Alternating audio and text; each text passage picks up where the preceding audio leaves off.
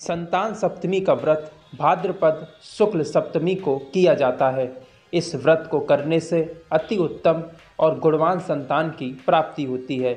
संतान की कुशलता और उन्नति के लिए संतान सप्तमी के व्रत का विशेष महत्व होता है। इसे मुक्ताभरण संतान सप्तमी भी कहते हैं। संतान सप्तमी के व्रत के दिन भगवान शिव और माँ गौरी की आराधना की जाती है। पूरी श्रद्धा और विधि विधान से पूजा करने के बाद संतान सप्तमी व्रत को सुना जाता है। आइए शुरू करते हैं संतान सप्तमी व्रत की कथा। बोलो बांके बिहारी लाल की जय। जय श्री कृष्ण। द्वापर युग में एक बार महाराज युधिष्ठिर ने भगवान श्री कृष्ण से पूछा, हे केशव, कोई ऐसा एक उत्तम व्रत बताइए जिसके प्रभाव से मनुष्य सांसारिक दुख से दूर होकर पुत्र एवं पुत्रवान हो जाए।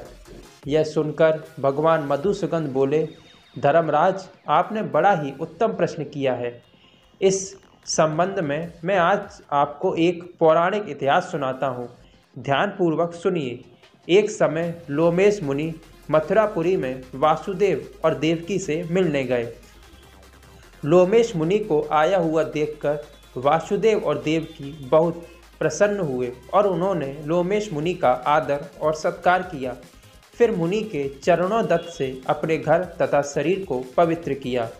लोमेश मुनि उनके आदर और सत्कार से बहुत प्रसन्न हुए और उन्होंने कहा, हे देवकी, दुष्ट दुराचारी कंस ने तुम्हारे पुत्र मार डाले हैं, जिस कारण तुम्हारा मन बहुत दुखी है।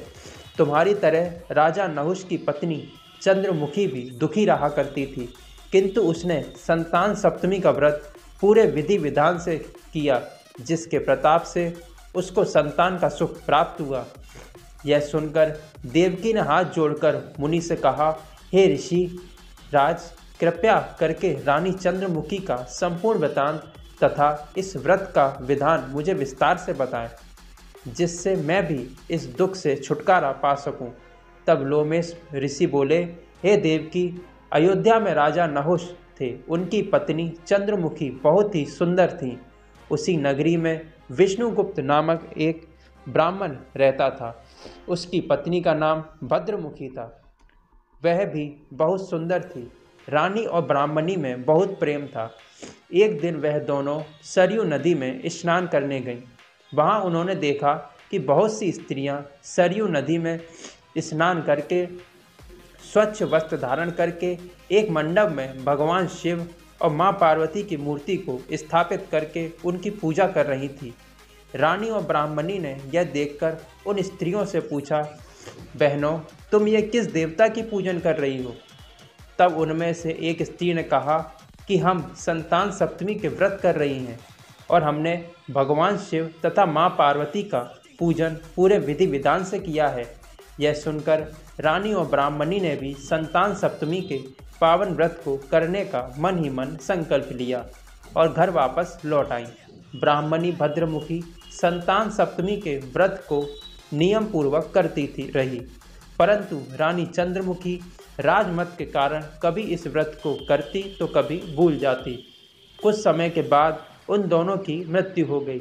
अगले जन्म में रानी ने बंदरिया और ब्राह्मणी ने मुर्गी की योनि पाई, परंतु ब्राह्मणी मुर्गी की योनि में भी व्रत को नहीं भूली और मन ही मन भगवान शिव और माँ पार्वती का ध्यान करती रही। दूसरी ओर रानी बंदरिया की योनि में भी सब कुछ भूल गई। थोड़े समय बाद इन दोनों ने यह देह भी त्याग दी। फिर उनका तीसरा जन्म मनुष्य योनि में हुआ।